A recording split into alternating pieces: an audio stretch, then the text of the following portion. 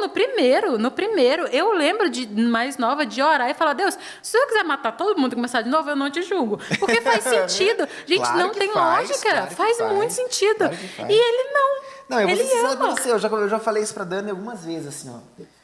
A Dani, ela foi o último ser humano, cara, isso eu falo do fundo do meu coração. A Dani foi o último ser humano que eu dei chance, porque eu já tinha desistido do ser humano. Eu não sou Deus, eu sei, eu não sou Deus, mas, cara, eu já tinha desistido, porque assim, ó, cara, eu tinha desistido do ser humano, porque, desistido, eu falei assim, cara, não dá. E assim, ó, e aí Deus colocou aquela pelo qual, né, Adão não teria falado essa carne da minha carne e os meus ossos, teria falado santo Deus, né?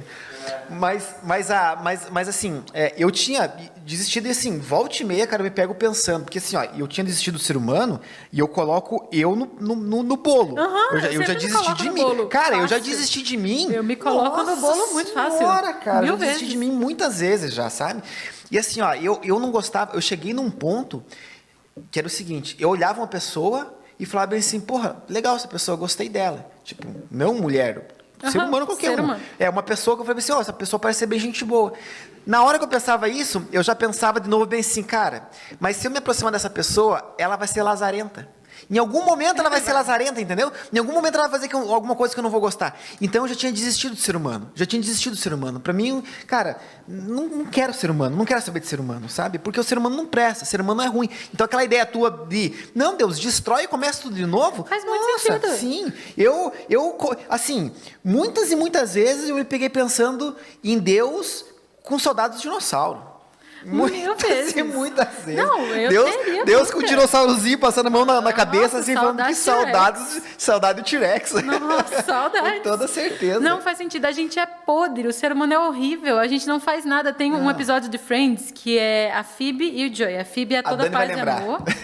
E o Joey e ela tá tentando provar pro Joey que existe atos altruístas, que você faz o bem só por fazer. E ele fala que não. E se você for pensar... Não mesmo. Não tem. Porque normalmente você faz, nem que seja por um muito obrigado. Eu lembro que eu fui dar comida aos mendigos. E eu normalmente sempre fui e ajudei. Quando eu fui fazer um projeto lá, que os mendigos passavam o dia com a gente, tomava banho, trocava de roupa, comia e ia embora, eu fui 2 vezes. Porque eles são insuportáveis. Eles reclamavam da comida, eles reclamavam da roupa, eles reclamavam do shampoo. E eu ficava, meu amigo, você é um mendigo? Você não tem que reclamar, porque você é um morador de rua. E é insuportável. E, tipo assim, eu não aguentei 3 semanas de mendigo. E Deus aguenta 27 anos de Milena enchendo o saco. Porque quando eu falo isso, eu não estou falando das outras pessoas. Eu sou chata. Eu sou muito chata. E assim, tipo... Não tem lógica. E Deus, ele ama incondicionalmente, que eu lembro que eu tive um debate com basicamente toda a minha família, vai lembrar, que eu fui perguntando para todo mundo, o que é amor incondicional? Você ama alguém incondicionalmente? E a maioria das pessoas, tipo, não. Não tem, tipo assim, a gente lembra talvez do amor dos pais, quem tem um bom relacionamento com os pais, e uma mãe, as mães sempre respondem, tipo, filho é um amor incondicional. Só que tem mãe que joga o filho no lixo. Então não dá pra... Não é toda mãe. Não dá pra generalizar. E, tipo, Deus ama a gente incondicionalmente. É um negócio que a gente não consegue nem entender, nem explicar, nem sentir. Eu já filosofei bastante em cima disso, porque assim, ó, se você for ver, tudo que você faz, você tem uma intenção. Por mais que a diferença é que às vezes tem uma intenção boa e às vezes tem uma intenção ruim. Às vezes é só pra maciar o ego. Às vezes é pra maciar o ego. Tipo, não, eu vou lá no centro distribuir cobertor pro pessoal que tá passando frio. Pelo menos 3 obrigados. Se eu não receber 3 obrigados... Ou tô indo, ou não tô indo nem por causa da galera que vai receber. Eu tô indo por causa da galera que tá indo junto. Tô indo pra dar risada, curtir. Ou eu tô indo porque alguém vai filmar e jogar em algum lugar. Foto. Né? Ou eu tô indo porque que daí talvez seja um motivo plausível.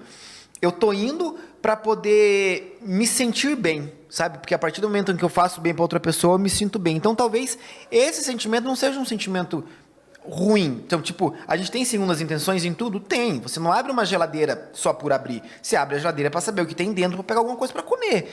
Às vezes, os motivos que nos levam a fazer o que a gente faz, às vezes são motivos bons e às vezes são motivos ruins. Que daí que a gente volta ao que a gente estava falando no começo da nossa conversa, né? Que as intenções são muito importantes por trás do que eu estou fazendo. Né? O porquê do estar fazendo.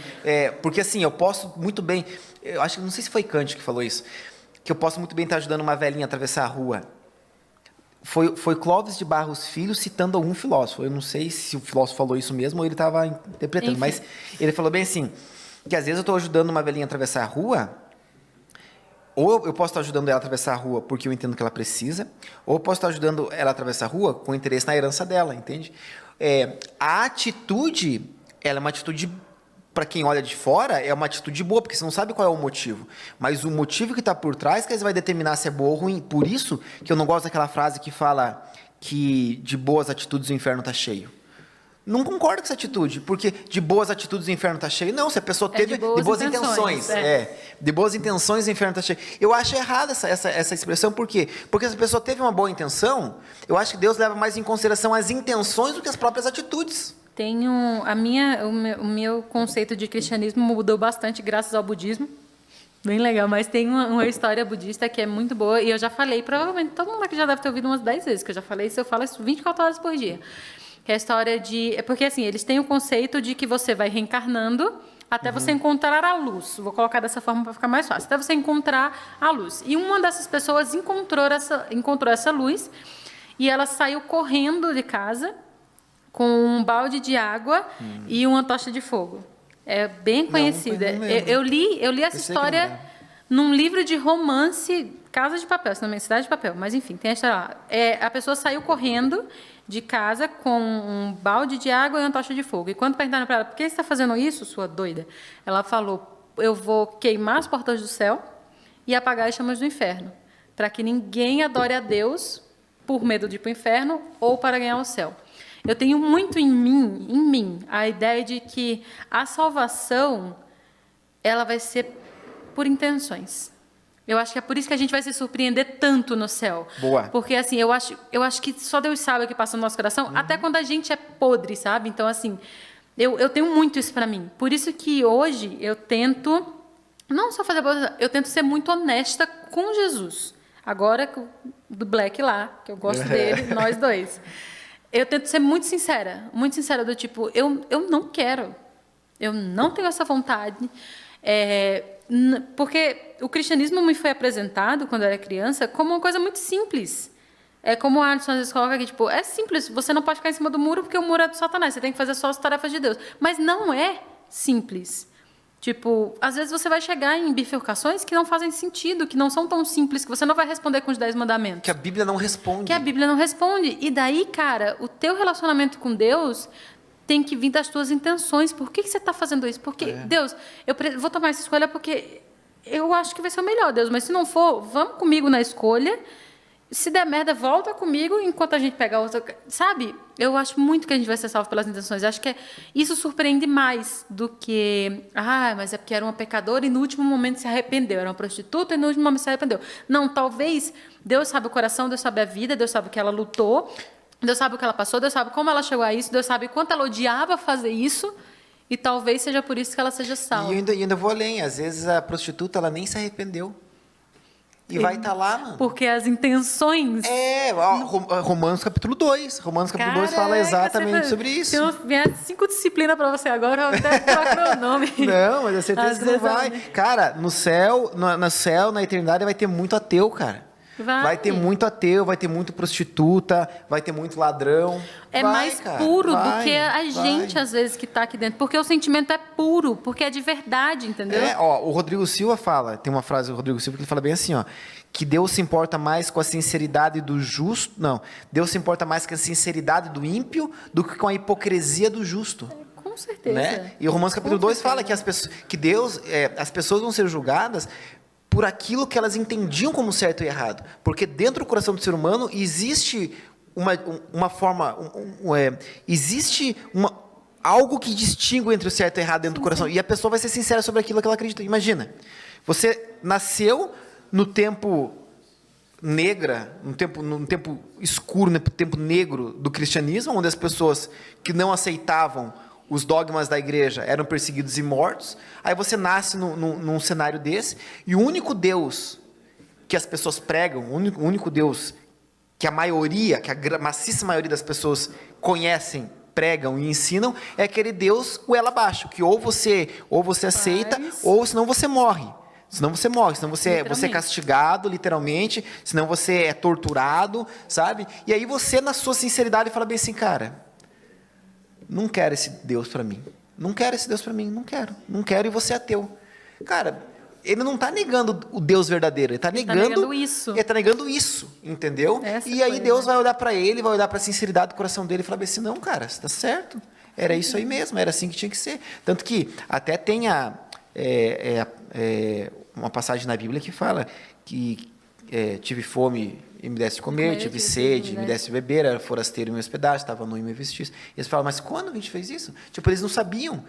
Eles falaram assim, não, quando você fez a um desses meus pequeninos, você fez a mim. Então, muita gente vai estar lá e vai falar assim, cara, mas eu não sei o que eu fiz para estar aqui. Não, vão dizer, não, Deus, eu não posso me perder, porque eu dei.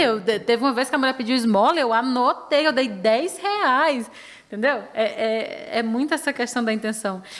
Porque, tipo, eu acho que o passo 1 de cristianismo, da intenção, é você reconhecer que a gente não merece nada, sabe? A gente não merece nada. Quando você perde um pouco disso, porque quando eu vim de uma ideia bem legalista de mandar as pessoas para o inferno, eu vinha muito da ideia do merecimento. Porque era justo que eu fosse para o céu, levando em consideração tudo o que eu fazia para ir para o céu. O esforço. Todo o meu esforço, todas as minhas saias que não eram curtas. Porque, então, era justo que eu fosse para o céu. Você não tinha unha pintada? Não tinha, agora, ó, nossa, apostatada.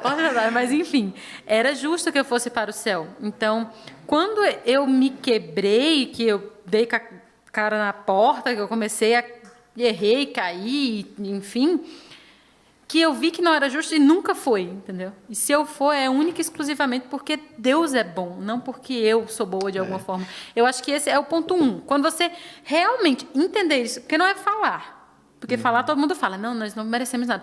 Mas você realmente entender que você não vale nada, eu acho que isso muda o teu conceito total de quem que é Deus. Aí você ama Deus, daí Deus é massa. Daí você quer encontrar Deus. Daí, tipo, se a rua é de ouro ou de latão... Não faz diferença. E eu acho que até a visão com os outros também muda, né? Porque daí, assim, cara, eu olhava pro outro e pensava que ele não era nada porque tá fazendo coisa errada. Mas e quando eu vejo que eu sou um lixo, porque eu faço um monte de coisa errada também, aí eu tenho mais empatia com o outro cara. Sim. Porque daí eu preciso da graça. Aí eu concedo graça pro cara, porque daí eu preciso da graça. O problema é que, às vezes, também a gente precisa da graça e a gente não concede para pessoas que não caíram na mesma coisa que eu. Tipo assim, vou dar um exemplo bem pesado, desculpa aí todo mundo desde já. Quando o pastor, aquele que fazia a caravana com os arautos, o Ivan traiu a esposa, teve todo o problema lá e teve um apoio maciço. Tipo, Deus te abençoe, sua família vai se recuperar, ore, Deus te perdoa e tal. E eu lembro de abrir os comentários, provavelmente para comentar alguma coisa desse tipo também, ou para saber o que estava acontecendo, não lembro exatamente para quê, e tinha um comentário da mulher que falava bem, não, era de um cara, que falava bem assim, tá todo mundo apoiando porque é pastor, mas se acontece com algum irmãozinho da igreja, todo mundo taca pedra.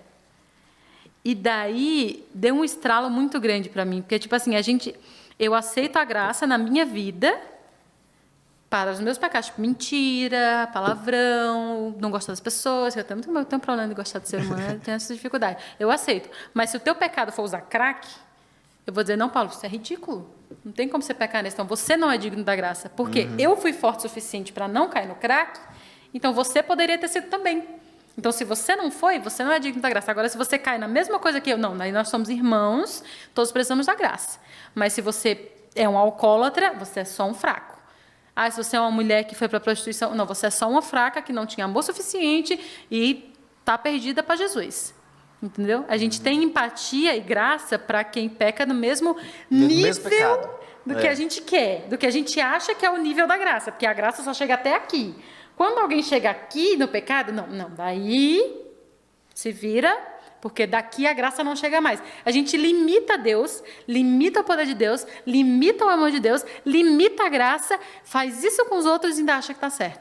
Isso aí é a história total de Jó, mas não vou falar sobre a história de Jó, porque eu queria perguntar outras coisas. Mas isso é total a história. Cara, cara, Jó não, desculpa, de Jonas. É total a história de Jonas, assim. Eu acho muito bom. Eu me identifico muito com Jonas. Eu acho muito bacana o livro de Jonas, porque assim, o livro de Jonas, ele vai contando uma história e o autor vai fazendo você julgar Jonas, cara. Ele vai fazendo você julgar Jonas.